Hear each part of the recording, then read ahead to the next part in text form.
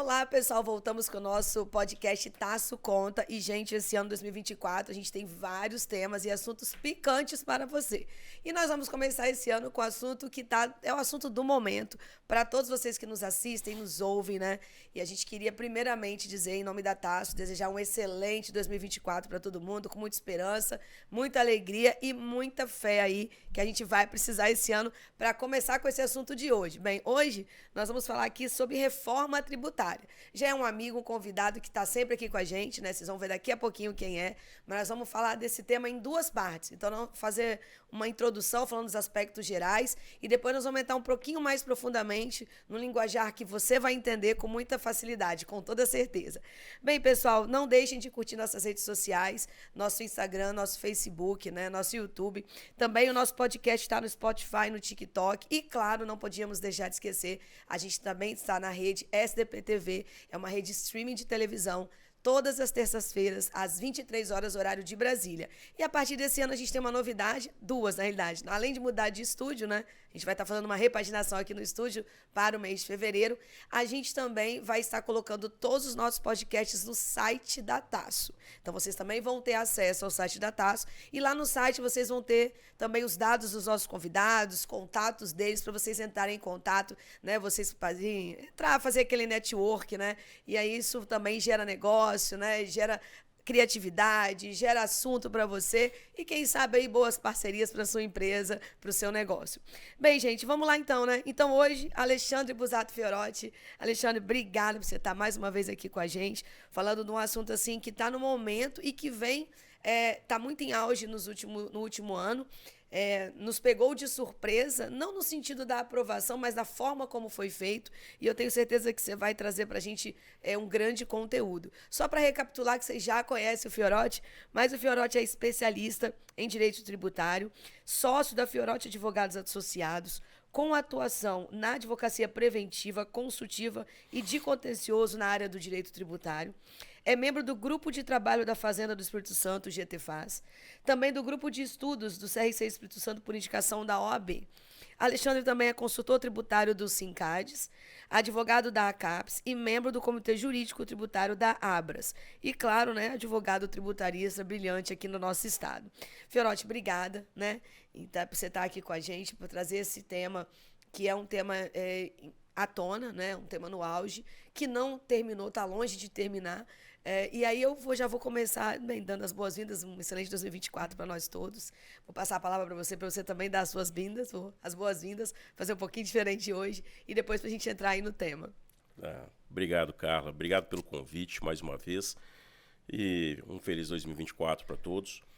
É o que você falou, é um tema muito atual e agora, mais do que nunca, não é mais uma proposta de reforma tributária, né? Agora virou uma realidade. É uma reforma tributária implementada, já virou norma, já virou, eu não vou falar virou lei, porque virou Constituição, né? É uma reforma constitucional, e aí eu tenho uma emenda constitucional número 132, que foi promulgada no dia 20 de dezembro, né? E publicada, e já está constando no site do Planalto, né? Quando qualquer pessoa, qualquer cidadão acessa a Constituição Federal já vem hoje com o texto novo instituído pela Emenda Constitucional 132 da reforma tributária. Ou seja, já é uma realidade e muito em breve nós já teremos os novos tributos sendo implementados. Nós vamos ter um prazo curtinho aí. Eu considero curto, tá? Tem gente que fala assim, vai ser longa a transição. Eu considero muito curto. É longa a transição para o poder público. Para a iniciativa privada é curtinho. 2026, 2027 a gente já tem aí. 2026 a gente já vai ter um imposto novo, né? 2027 já começa a encerrar a PIS/COFINS, já encerra a PIS/COFINS, já.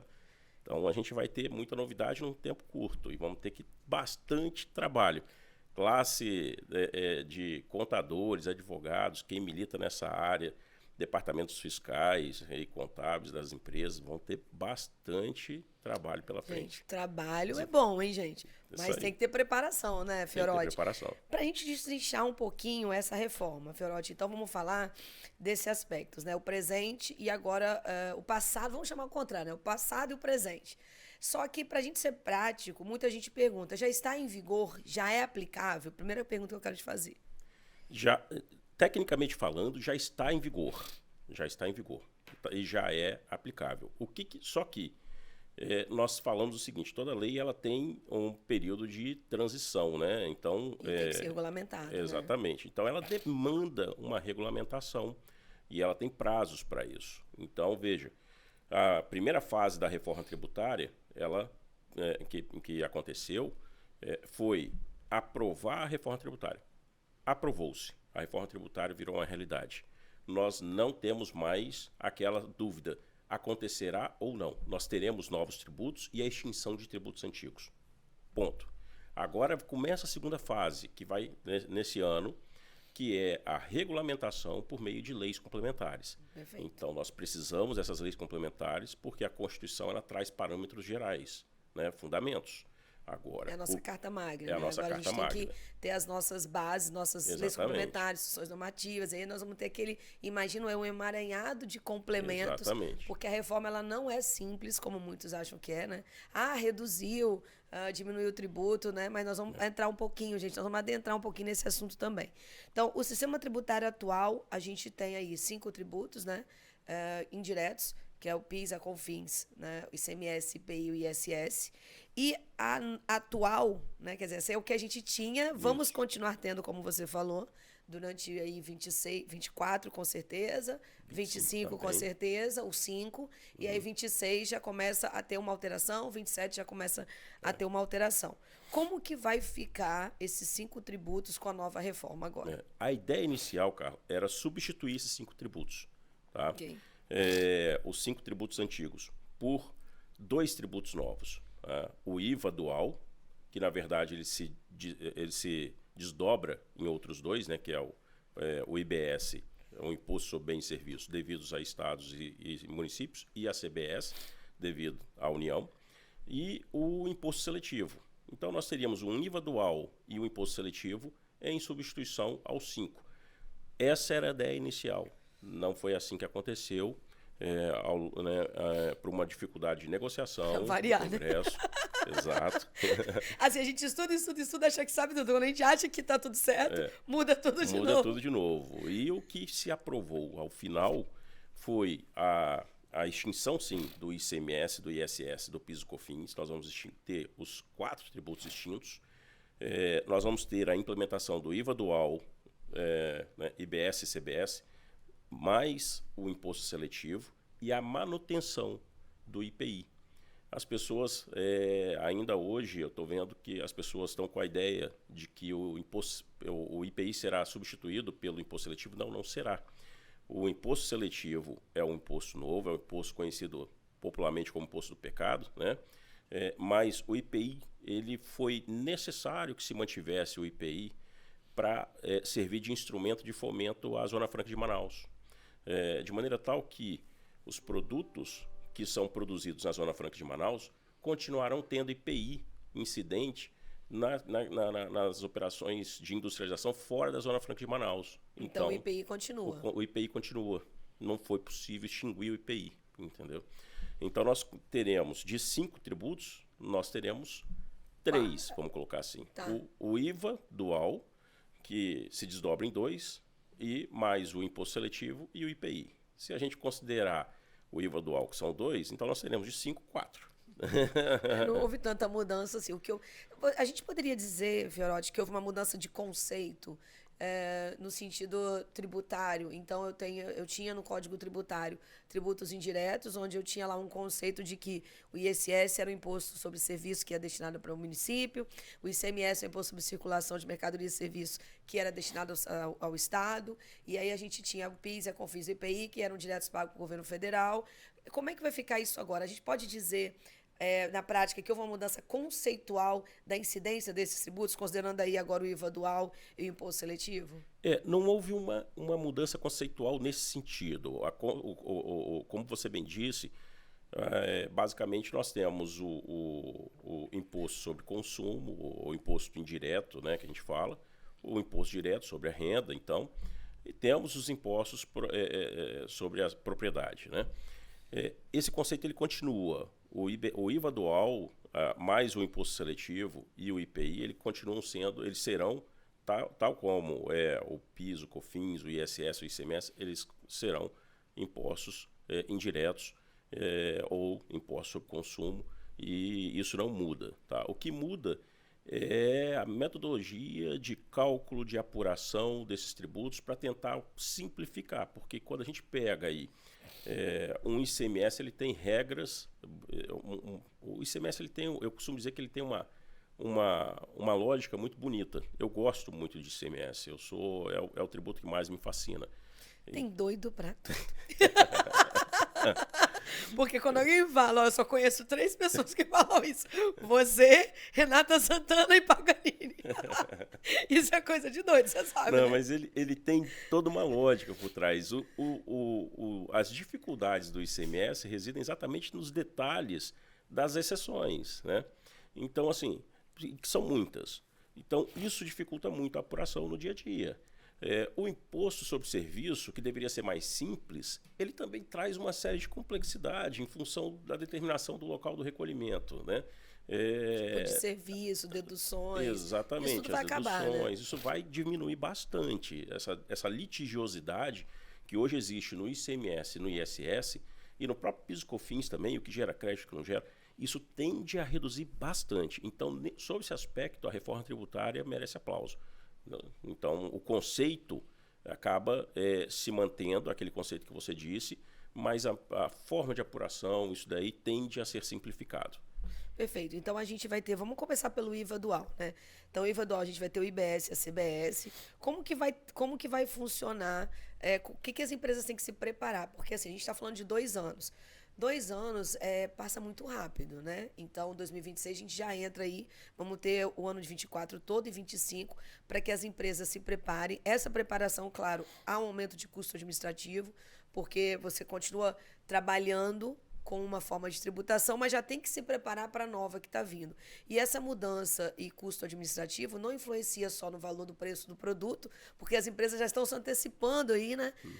Atividades de longo prazo, por exemplo, como a que eu trabalho, a gente trabalha com construção civil, na incorporação imobiliária, que tem o RET que não foi afetado, mas veja, a gente subcontrata serviço. Então, você começa uma obra, se eu parar para pensar de obras financiadas pelos bancos e fundos, o orçamento, eu não posso ir lá e mudar o orçamento. Então, hoje eu pago, quando eu contrato o prestador de serviço, ele paga 3,65 de PIS e COFINS. Vamos pegar lá, pior dos mundos.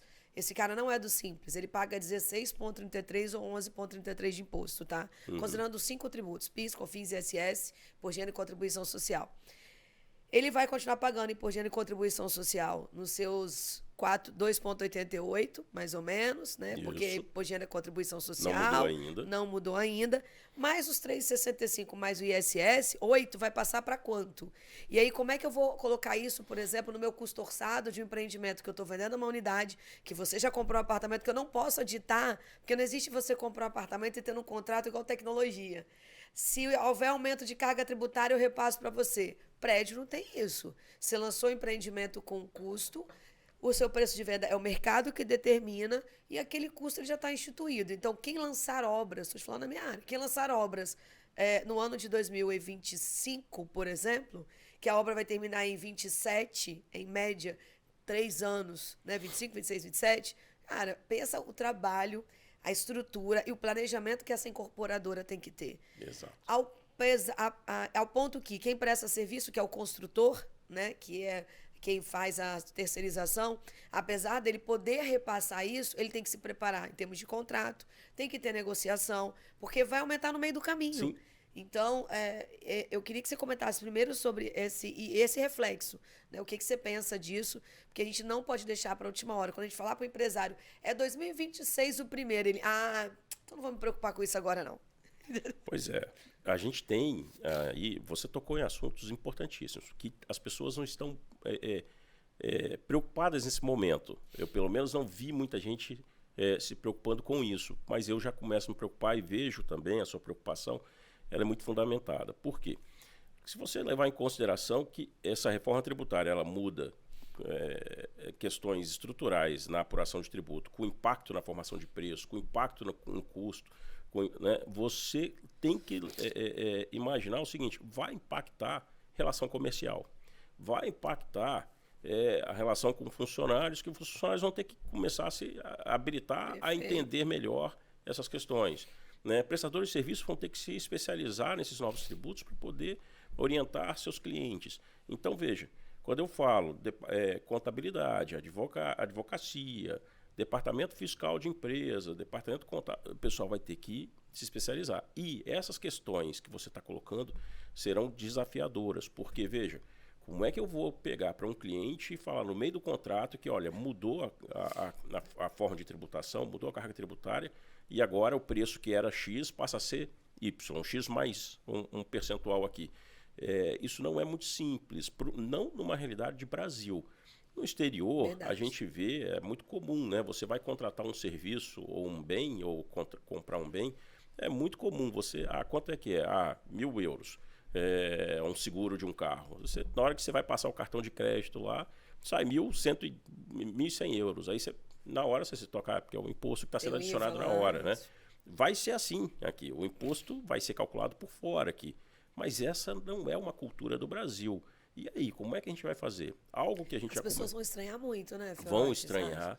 O Brasil, eu costumo dizer assim, nós somos um país de uma diversidade muito grande. Então, a população que vai ter uma dificuldade muito grande de assimilar essa cultura eu entendo nova. que você está falando que a dificuldade é uma diversidade cultural. Uma diversidade cultural. Então, assim, vai explicar para pessoa muito humilde que vai no supermercado, se ela enxergar na gôndola do supermercado lá, preço, R$10 um saquinho de arroz. Na hora dela pagar, na hora dela 12. pagar, vem 12, ela vai querer chamar Procon, ela vai chamar, então nós vamos ter que ter cuidado, muito cuidado com isso daí. Muito bom você falar disso. Entende? Nós vamos ter que ter bastante cuidado e, assim, isso com o consumidor mais humilde, que vai ter dificuldade de entender.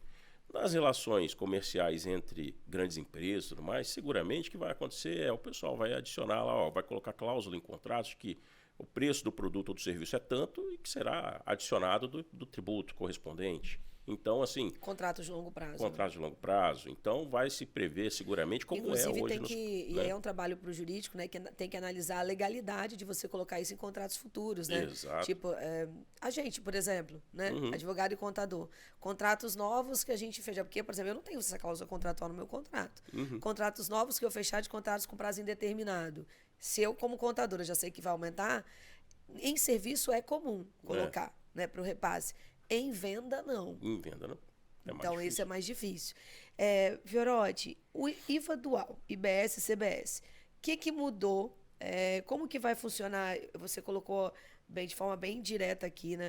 A questão da base ampla, essa questão de alíquota, esses 5 pontos que você colocou, 6 pontos, não cumulatividade, que eu acho importantíssimo, eu acho que foi um grande diferencial. Queria que você falasse um pouco disso. Cálculo por fora, né? E o cashback, que para mim vai ser uma moeda de troca. Né? Hoje ele existe, mas não é regulamentado, existe informal. A gente vai na loja, você ganhou um cashback de não sei quanto, você vai comprar. Como é que vai funcionar o IBS e a CBS com essas 6 situações que você colocou? Pois é. A base ampla é algo que o governo, na hora de fazer, né, a proposta da reforma tributária, e que passou desse jeito, a base ampla é para poder equiparar situações que antes eram similares e que geravam uma situação, sob a ótica do governo, de concorrência desleal. Por exemplo, lembro em conversa com o Bernardo Api, com o economista Bernardo Api, que é secretário extraordinário da reforma tributária, lembro dele me dizer o seguinte, olha, o que justifica uma empresa de locação de veículos alugar o veículo e recolher PIS e COFINS a 3,65%, se ela tiver no lucro presumido, mais um ISS no máximo, quando recolhe de 5%, porque se for uma alocação pura nem ISS tem, exatamente. E uma empresa que não aluga o veículo, mas vende o veículo, recolhe um ICMS, suporta um ICMS da ordem de 20 e poucos %. Entendeu? Então a carga tributária, só de ICMS, né? Mais o PIS e COFINS na fonte que ela né, monofásico. Então fica uma carga desproporcional para atividades semelhantes, locação e venda de veículos, entendeu? Então, é o mesmo bem, tratado de forma diferente, mas com tributações muito diferentes. Muito diferentes, entende? Então, a questão da base ampla, na visão do governo, teria essa função de equiparar tudo. Então, olha só, não tem mais essa discussão se é serviço, se é locação, se é comércio, tudo vai ser tributado. Do mesmo jeito. Do mesmo jeito. Então, serviço, locação, comércio, essa situação, na locação tem ISS ou não tem? Tem ISS se tiver serviço. A gente não vai precisar mais se preocupar com isso. Não vai ter mais que se preocupar com isso. Então, tudo vai ter base ampla. A base ampla é isso. Tudo vai ter incidência do IBS e do CBS na forma, com alíquota uniforme. Né? Tudo vai incidir os dois. Tudo vai incidir os dois. Tudo vai incidir os dois. A CBS, regra geral é essa. Vai ter exceções, mas tudo vai incidir o IBS e o CBS. Exatamente, exatamente. E aí, com a alíquota uniforme, que aí a gente entra na segunda característica importante. Que é aquele item que você falou que aí simplifica a forma do cálculo. Simplifica a forma do cálculo. E dá uma fica mais igualitário também entre os estados. Né? Exatamente. Que, na verdade, mais não, vai ficar igualitário entre os estados. Exatamente, exatamente.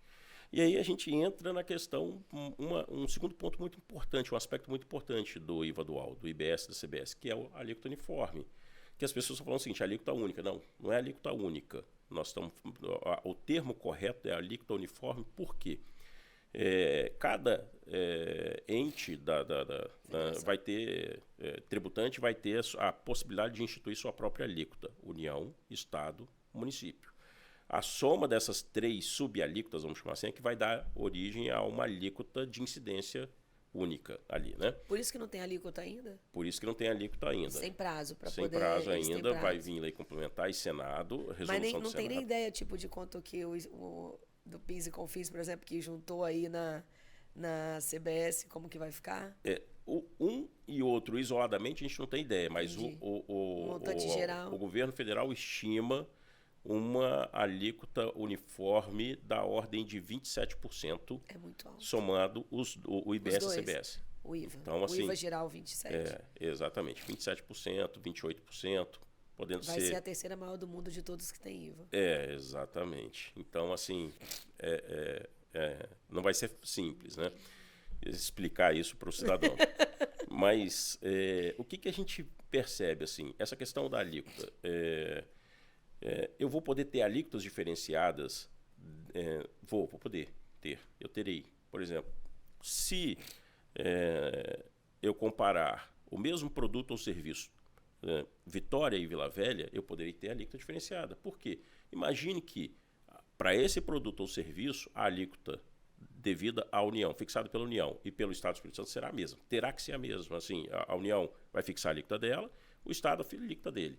Então, está definido. Agora, se o município de Vitória pode fixar uma alíquota, uma subalíquota, diferente do município de Vila Velha, então eu posso ter produto e serviço que vai variar aí a alíquota geral, né? Essa alíquota uniforme vai variar de um município para outro. Então, eu posso ter... Mas vai ter um máximo, tipo, o IVA vai ser 27. Vou dar um exemplo. Uhum.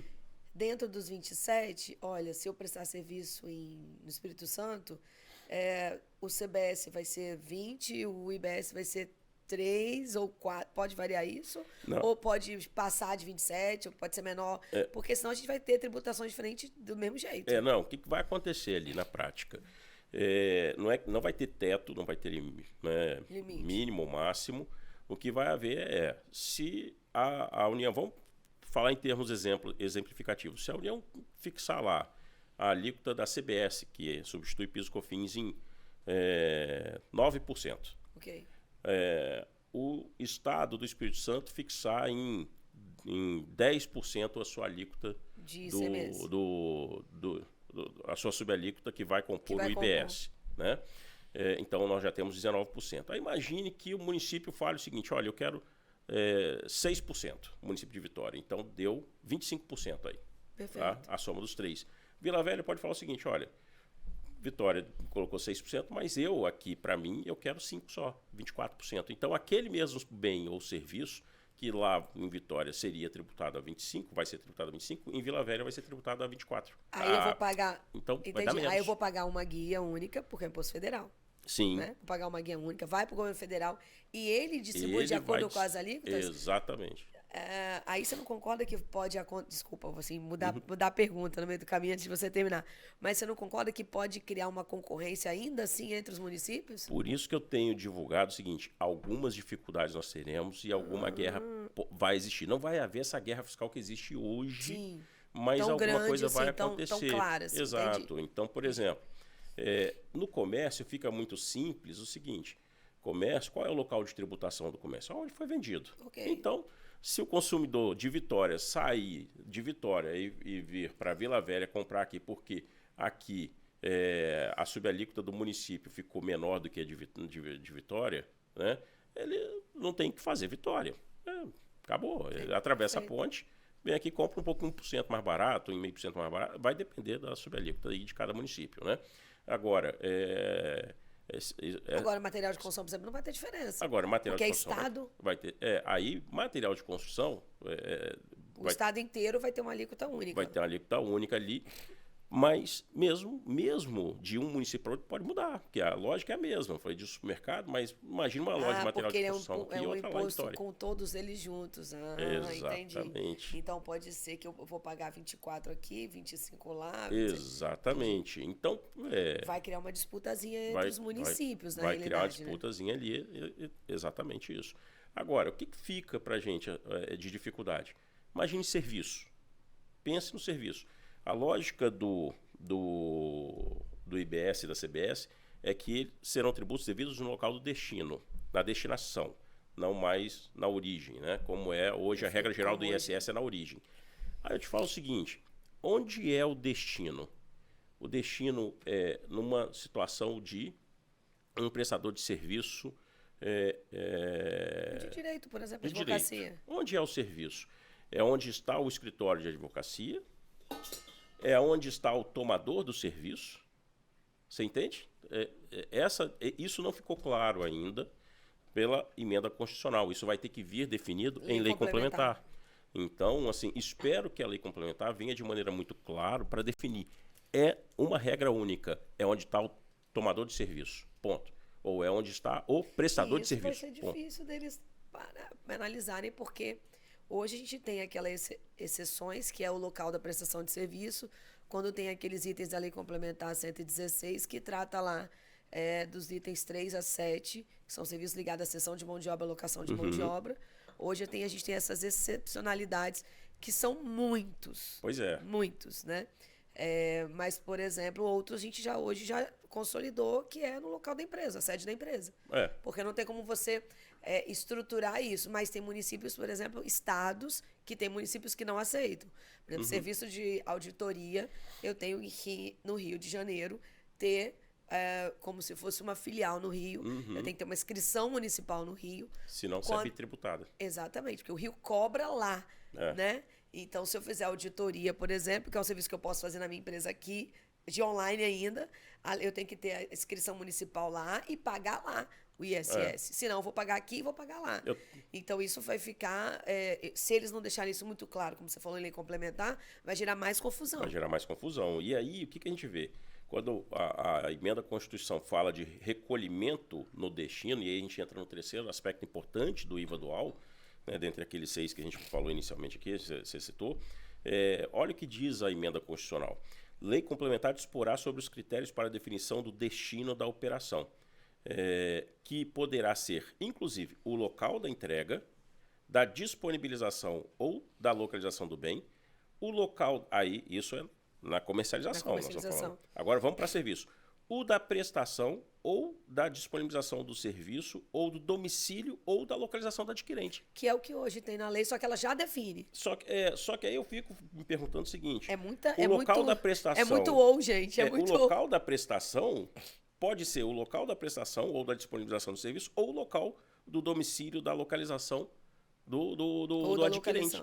Então, veja, o que eu não gostaria de ver? É uma lei complementar falando o seguinte, olha, a regra geral vai ser no local tal. Da prestação de serviço. Mas teremos tais e tais exceções, porque vai continuar tendo essa dificuldade, entende?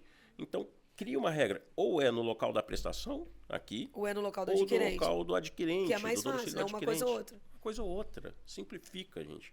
Isso o Congresso precisava entender isso e não deixar criar esse monte de exceção. O que mata o nosso sistema tributário nacional são as exceções, porque a regra geral é clara, entendeu? E Fiorotti, você também comentou sobre a não cumulatividade, né? Que hoje é um problema que a gente tem nos tributos indiretos. Como que ficou isso agora com a reforma, com a Constituição? A promessa do governo sempre foi de fazer do IVA dual um tributo de não cumulatividade plena, tá? E o texto que passou fala em não cumulatividade, compensando-se o tributo devido pelo contribuinte com o montante cobrado sobre todas as operações nas quais seja ele adquirente de bem material ou imaterial, inclusive de direito ou de serviço, excetuadas exclusivamente as consideradas de uso ou consumo pessoal. Essas exceções aqui me preocupam. Por quê? Porque se eu falo uma não cumulatividade ampla, tá? Uma não cumulatividade e uso ou consumo pessoal, qual é o conceito? O que é bem de uso ou consumo pessoal? Hoje eu sei o que é segundo a legislação do ICMS. E aí eu começo a ver o seguinte, vou falar sempre os exemplos mais fáceis aqui para mim de cabeça. Supermercado, ele fornece sacola, que a gente chama de sacola camiseta, aquela sacola fininha, Sim. baratinha ali, que é de graça, né? Que é por supermercado. Quer dizer, em tese, né? É de de graça, graça. né? Tá no custo, né? Mas a gente não pode vender aquilo ali. A gente tá ali. Aquela sacola camiseta é considerado bem de uso e consumo do supermercado, porque não é vendido, não é mercadoria para venda. E por conta disso, o ICMS, que é incidente na operação de compra dessa sacola camiseta, não pode ser creditado. Então, é isso. Quando eu pego lá as facas no açougue, material que se desgasta, aquilo é bem de uso e consumo. Eu não posso me creditar. Perfeito. Entendeu? Eu, enquanto supermercadista, enquanto açougue. Então, Mas não vai ter débito e crédito. não, vai ter. Vai ter? Vai ter, débito e crédito, vai ter. A apuração vai ter que ter, porque fala-se... Nesse caso, das exceções. Então, imagine bem o seguinte, se as exceções à não cumulatividade são os bens de uso e consumo pessoais, aqui, eu te pergunto, se o Congresso usar o conceito que existe no sistema Hoje. tributário nacional atual, antigo ainda, nesse novo sistema, nós vamos ter uma série de limitações daqui a pouco para a tomada Uma série de exceções. aí eu te pergunto até mais o seguinte, vamos lá. Um escritório de contabilidade que presta serviço para uma empresa construtora. A construtora não vende serviço contábil. E aí? É uso e consumo. É uso e consumo. Então, vai poder ser creditado o que você gerar de crédito de IBS, CBS para ela? Isso não está claro, entendeu? Isso não está claro. Eles têm que... eu sempre falo o seguinte, toda legislação tributária, ela sempre tem todas as orientações, que são as instruções normativas, as leis complementares, que elas têm que conceituar muita coisa. Porque, na minha visão, uso ou consumo pessoal pode ser uma coisa, uso ou consumo pessoal na sua pode ser outra. Exato. Então, por isso que no ICMS já está claro lá. Né? Exatamente. Então, eles têm que deixar claro por meio de lei complementar, e eu acho importante sua fala, do Congresso entender da importância de deixar algo mais simplificado possível e com menos exceção possível. Senão a gente volta a ter o caos que a gente tem Senão a hoje. gente volta a ter o caos. E a gente vai ter litigiosidade. E volta a ter um caos com custo maior. Com custo maior. Porque hoje o nosso custo a gente já sabe, já é conhecido. Exatamente. Vai ser menor do que é o custo que está por vir. Né? Exatamente. A gente vai ter um caos com custo maior.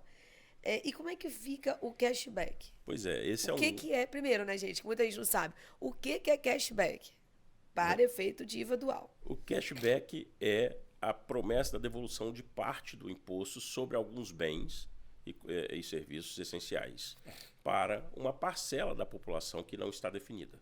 Por parte do governo. Por parte do governo. Então, veja, qual foi a lógica do cashback defendida pelo governo para aprovar o cashback?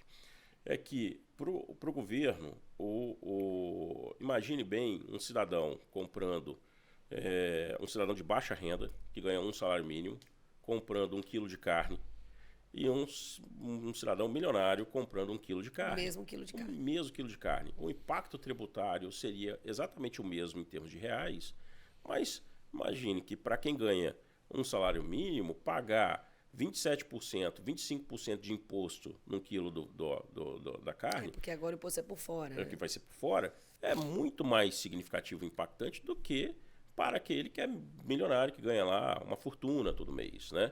Então, qual foi a regra do governo? Não justifica eu fazer isso, eu tenho que tratar a coisa de maneira diferente para poder favorecer quem de fato precisa ser favorecido. E aí a ideia do cashback é: eu tributo todo mundo igual ali, eu vou tributar em 25%, 27%, a alíquota que for para o IVA dual, de maneira igual eu tributo todos. Tá? Mas aquelas pessoas que têm uma situação de vulnerabilidade econômica e social, elas terão direito a uma recuperação de parte desse imposto, entendeu? Só que eles também têm que regulamentar isso, Só né? tem que regulamentar. E como é que você vai... Eu, assim, sempre me pergunto, tudo que você envolve distinção, me entendo o que eu quero dizer, tudo que você envolve distinção por equidade ou não de renda, no Brasil é sempre muito complexo. Por questões de fraude, por questões de sonegação. Haja exemplo, você pegar programas Minha Casa Minha Vida, Bolsa Família. Bolsa Família, saiu agora né? notícia. Então as questões de bolsas de estudo, né? Quando a gente tem na área da educação, que o governo também tem, já tem muitos e muitos anos que esses benefícios existem. Então a gente tem uma grande complexidade de seriedade disso. Então, a regulamentação vai ter que ser muito bem feita. Muito bem feita. E a crítica que se faz, as críticas que são feitas ao cashback, ao sistema do cashback, decorre, uma delas é essa que você acabou de citar. A outra é o seguinte, imagine bem que como é que eu vou fazer para identificar essa parcela da população que terá direito a uma restituição parcial de imposto sobre bens essenciais. Detalhe, né? A população mais carente, ela não tem nem conhecimento disso. Você acha que o cara do comércio, aí vamos para periferia, o cara do açougue, do mercadinho, ele não tem conhecimento você acha que ele vai chegar para o menino ali e falar assim, olha, você pode ir lá e receber isso aqui. Me dá seu CPF para eu colocar aqui para você ter direito a uma restituição. Entendeu? Eu concordo com você. É difícil porque isso. Fora do Brasil, quando a gente viaja, eu vou lá no aeroporto e pego, não importa a classe social, todo mundo tem direito. Exatamente. Todo mundo tem direito. Porque eu posso trabalhar durante 5 anos, fazer uma viagem internacional, parcelada lá em 10, 12 vezes, e eu vou ter o mesmo direito que você, ou que qualquer outro que pagou à vista. Exatamente. Eu vou recuperar um imposto igual. Exatamente. Igual. E a gente no Brasil está vinculando isso a uma classe social. Né? Então, os menos favorecidos vão ter direito da recuperação. Né? E a gente sabe no Brasil que a maior parte da população que paga tributo, hoje, atualmente, a gente tem uma desigualdade aí da renda. Então, você não acha que primeiro eles teriam que acertar a questão da tributação da renda?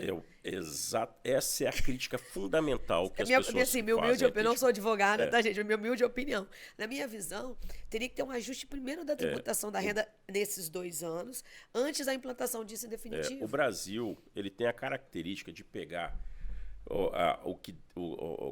modelos externos e trazer para cá e adaptar, e fazer o modelo brasileiro. Isso daqui é uma situação clara de adaptação dos modelos externos para um modelo brasileiro. Você quer tributação sobre consumo, você não faz distinção em função de renda, você faz distinção em função da seletividade do produto ali, da importância do produto. Tá? Então, veja, funciona muito bem no IPI. Alimentos no IPI, não processados, naturais, ali, tudo mais, não tem incidência, ou quando tem, são alíquota zero. Alimentos industrializados, supérfluos, tem incidência de IPI. Alimentos, e quanto mais supérfluo, que é essencial, maior. Perfeito. Então, veja, funciona no IPI. Deveria ser assim no IVA dual. Quando se mistura conceito de renda, tá, com tributo sobre consumo, que é tributação direta, a chance de dar errado é muito grande. Então, é outra crítica fundamental que se faz ao sistema de cashback. Então, veja, é muito complexo isso. Vai depender do que vai vir de lei complementar. Fora as oportunidades políticas que podem advir disso. Perfeito. Daí. Imagine bem que... E a venda, né? Imagine bem que num ano eleitoral... Eu tenho X mil de cashback para vender. Imagine bem que vai ter venda de cashback por deságio. Então, assim... Agora imagine o próprio governo usando isso no ano eleitoral como moeda de troca para poder... Aumenta, diminui. Aqui, vamos intensificar cashback no ano eleitoral para poder angariar votos, entendeu? Isso é complexo, é uma outra visão. É complexo. Pode ser usado como uma barganha de política. O presidente da Abras, que é o João Galassi, ele fala assim, daqui a pouco vai ser criado um Ministério do Cashback. E vai ser um negócio assim que vai ter risco de fraude, como acontece no Bolsa Família, no tudo aquilo que você falou, né? E é verdade. Então, assim, é seríssimo esse negócio. Então, a Abras foi uma entidade que ela defendeu muito o seguinte, a não existência do cashback e a criação de faixas específicas de alíquota do IBS e da CBS, né, do IVA dual. Pelos itens de pelos itens de consumo, pela consumo. importância dos itens de consumo, como acontece no IPI. Perfeito. E que funciona bem, entende? Então, assim, Você teria um único tributo da mesma forma, porém com faixas de um escalonamento. Um escalonamento, 3, 4 faixas de alíquotas, como acontece na Europa. Na Europa você pega alimento, tem uma faixa, bebida tem outra, né? Roupa tem outra. Então, Quem você sabe tem eles não, 3 antes ou de 4. entrar em vigor, eles já não acabam com o cashback. Pois é. Fiorode. E como que ficou? A gente está indo já assim para a gente algumas perguntas finais desse primeiro bloco. Como que ficou a questão dos incentivos fiscais e benefícios, que eu acho importante que hoje muitas empresas se valem disso. É também um meio, um artifício para você escolher o estado onde você vai trabalhar, claro, levando em consideração todo o amparo logístico, toda a questão aí estrutural, para que a gente possa também dar essa visão aí. E a questão da redução de alíquotas, né, que teve alguns tipos de serviços que tiveram alíquotas reduzidas. Isso. Nós temos ali o seguinte, no que diz respeito a incentivos e benefícios, cara, a partir do momento que nós tivermos o sistema tributário novo, vigente, totalmente implementado e operacional ali, né? Nós estamos falando de 2033, inclusive, 2033 em diante, vedado, proibido qualquer concessão de regime especial ou incentivo por parte de Estado ou município, não tem como. Então, assim, se o Estado do Espírito Santo quiser reduzir sua alíquota, sua subalíquota, que vai formar a alíquota do IVA dual, ele vai ter que reduzir para tudo. Ele não vai poder reduzir para carro e deixar uma alíquota diferente para... A partir de 2033. Exatamente. Então vai ser assim, a alíquota vai ser única, tá? Então não vai ter benefício, incentivo fiscal mais. É proibido. O texto que está lá é muito claro. Não será objeto de concessão de incentivos e benefícios financeiros ou fiscais relativos ao imposto ou de regimes específicos, diferenciados ou favorecidos de tributação, tá? E excetuadas as hipóteses previstas na Constituição. E quais são essas hipóteses excetuadas? Exatamente aquelas que você já antecipou. Feito. Algumas reduções de alíquotas aqui para alguns produtos. A cesta básica ficou definido que haverá uma cesta básica de alimentos essenciais que terá uma isenção. Porque alguns vão ter alíquota zero e outros redução. Exatamente. Mas esse ponto da alíquota reduzida, o que me chamou a atenção, e eu gostei muito da forma como você trouxe esse item, que foi serviços de profissão intelectual submetido à fiscalização de conselho profissional. Então, vamos lá, contabilidade. Contabilidade, advocacia. Tem conselho de profissão. Não, advocacia não tem conselho. Não, mas a OAB é equiparada. A OAB é equiparada lá. Quero dizer que nesse momento você não tem conselho. Não vem querer se beneficiar agora, não. Esse item passou a pedido da OAB, então vai... Então pensa. Se não incluir a OAB... Contabilidade, vamos lá. Contabilidade, Conselho Federal de Contabilidade, Medicina, OAB, odontologia, as nossas 40 profissões regulamentadas que a gente tem lá no decreto do imposto de renda. Então, ou seja, essas aí vão ter alíquota reduzida. Então, a gente vai ter alíquota reduzida, que vai variar aí 30% redução, pelo que... 30%. A redução será de 30%. Então, imagine bem o seguinte. Então, olha que legal. Você que é contador, que não tem seu registro de contabilidade, que está trabalhando irregularmente, né? Você não vai ter redução de alíquota. Agora, você imagina o seguinte... mas não é, né? Você está rindo, é verdade, uai.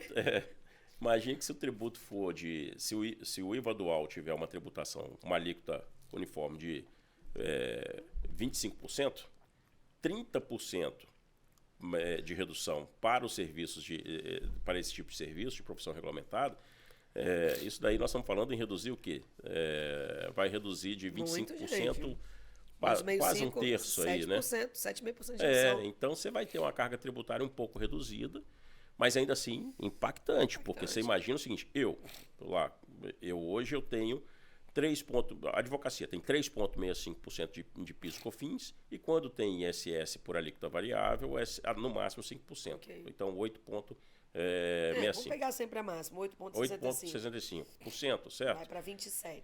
Vai para 27% com redução de 30%. Reduz 7,5%, vai cair para 20%. Você pagava 8%, aumentando 12%. Está aumentando 12%, entendeu? Arredondando. Exatamente. Então, vai ter um impacto de mais de 100% de acréscimo na carga tributária ali, entendeu? Desse prestador de serviço. Mesmo com a redução. Mesmo com a redução. Então, por isso que a gente fala assim... Isso vai impactar muito o custo da saúde, você sabe, né? Pois é, a Assim, eu não quero entrar saúde... em detalhes para algumas coisas, mas assim, ele zerou, ele fez uma redução de 40, ou seja, de 60% para a saúde. Mas querendo ou não, impacta também. Porque, por exemplo, a saúde hoje, ela tem muitos benefícios em N municípios, N estados, né? Isso. De tributação. E isso vai impactar, por mais que ele tenha redução, não impactaria se ele mantivesse o IVA pela alíquota que é hoje. Exato. Não mantendo, querendo ou não, vai haver um impacto. Porque como ele é um conjunto de alíquotas, né, entre estados e municípios, e como você bem falou, pode variar de município para município, alguns serviços essenciais vão ter impacto sim, por mais que o governo diga que não. Porque ele não zerou. Vão ter. Ele não zerou. Impacto. Ele zerou para, como você comentou, cesta básica, por exemplo. O que a gente observa? Então, nós vamos ter 3 faixas aqui vamos colocar assim, 3 situações específicas muito claras que passaram na PEC, na emenda à Constituição. Essa redução que a gente acabou de falar, de 30% para esses prestadores de serviço. Nós vamos ter uma redução de 60% né, para alguns outros serviços, como serviço de educação, de saúde, dispositivos médicos, dispositivos de acessibilidade para pessoas com deficiência, medicamentos, produtos de cuidados básicos à saúde menstrual, serviço de transporte público coletivo de passageiro rodoviário e metroviário, alimentos destinados a consumo humano que não estejam lá na cesta básica, né? Outros alimentos, produtos de higiene pessoal e limpeza consumidos por família de baixa renda, produtos agropecuários, pesqueiros, florestais, insumos agropecuários e aquícolas, produções artísticas, culturais, de eventos jornalísticas e audiovisuais nacionais, atividades esportivas e comunicação institucional e bens e serviços relacionados à soberania e à segurança nacional, segurança da informação e segurança cibernética. Então, esses terão redução de 40% na sua alíquota. Tá? Agora, você vai ver que na alíquota zero ou isenção, né, nós vamos ter a cesta básica, produtos hortícolas e frutas e ovos, dispositivos médicos e medicamentos, dispositivos de acessibilidade para pessoas com deficiência. Aí você fala, uma série de itens aqui, serviço de transporte público coletivo de passageiro, rodoviário, metroviário. Você fala assim, mas Alexandre, esses aí não estavam lá na isenção de 40%, na redução de 40%, né? Desculpa, de 60%. 60%. Né?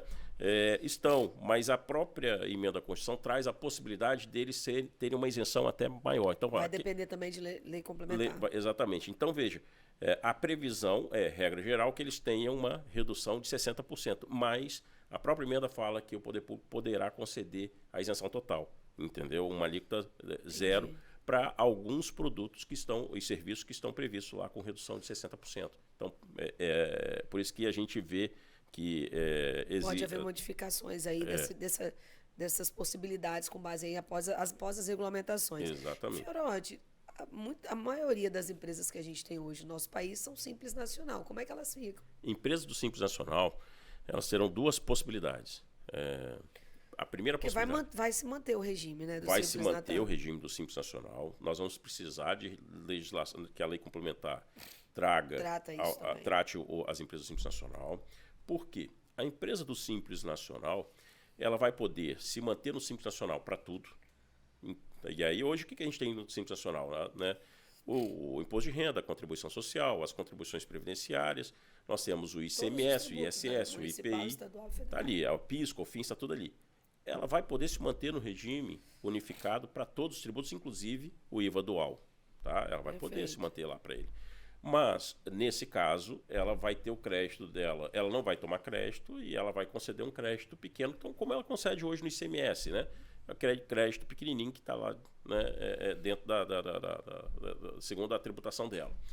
No outro modelo que ela vai poder operar, é o seguinte, ela fala, ok, eu sou empresa do Simples Nacional, eu quero me manter no Simples, mas não para tudo. Só para o IBS e CBS, eu quero partir para o regime da não cumulatividade, né, para poder me creditar do que eu comprar e para poder gerar crédito quando eu vender bens ou serviços. Então, ela vai poder optar por um Simples Nacional parcial, vamos chamar assim, entendeu? Tudo menos o IBS e a CBS. Ela vai poder fazer isso.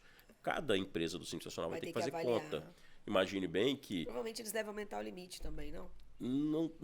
Nada foi dito sobre aumentar limite. Então, para as empresas simples. Agora, você imagine bem o seguinte, vai ter que se fazer conta. Imagine que uma empresa que está no Simples, no final da cadeia, vendendo bens e serviços para consumidor final que não toma crédito, não tem sentido ela estar no débito e crédito. De repente, pode ser que não tenha, entendeu?